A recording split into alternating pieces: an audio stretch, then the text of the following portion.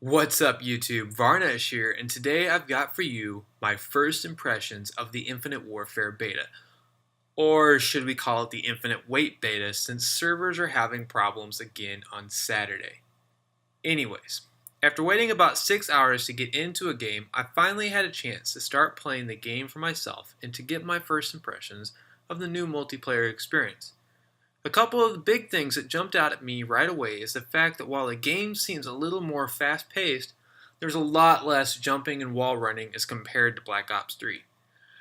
And I would actually contribute the fact that the beta games are fast-paced to the map choice of the guys over at Infinity Ward. I feel like they picked the smallest maps they possibly could for this beta. So my hope is that when the game actually releases, that there are going to be some maps that are going to be bigger and allow for a more slow-paced engagement. The second biggest thing, and you're going to see a lot of people talking about this, is the time to kill. Or rather, the time to be killed is super stinking fast. I feel that I was getting shots off on guys in some matches and they would pull around and kill me right away even if I was getting the first shot. Or you have people coming up behind you after you spawn just to kill you instantaneously. It makes getting kill streaks that much harder since you have to actively work to stay alive. One of my biggest concerns is the weapon variants are going to make the game pay to win at some point in the near future. While it's super awesome that you can purchase these weapons with salvage, that salvage is so slow to earn at this point in the beta. Granted, that may not transfer over to the actual game, but if it does stay this slow, it's going to be a whole week of grinding out matches just to get that legendary or epic you want. I'm also wondering if salvage is even going to be worthwhile since supply drops have been reintroduced into the game. But more on that in another video.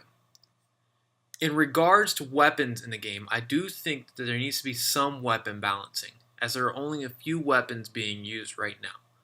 For example, the Karma 45 submachine gun seems to be the single most used weapon in the game.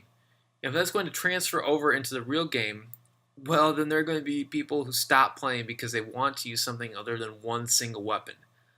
Maybe that's on purpose though, because right now we can only see 5 different assault rifles and 5 different submachine guns.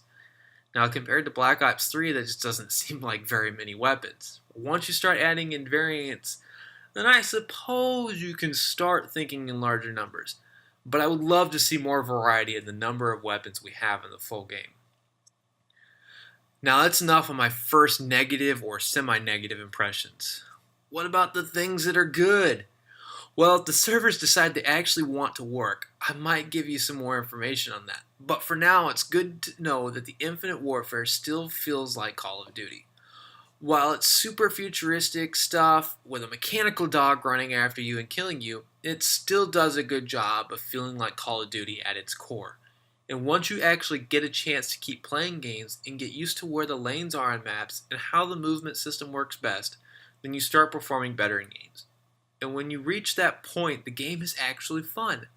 My buddy Brandon and I were really worried our first few games, but after we got used to it, and I'm not gonna lie to you, we were really enjoying playing Infinite Warfare. So thanks for listening to me rant about the Infinite Warfare beta. Make sure to hit the thumbs up button down below and subscribe for more videos from the beta. And if you have any questions or want to see something specific in a video, let me know down in the comments below. Until next time.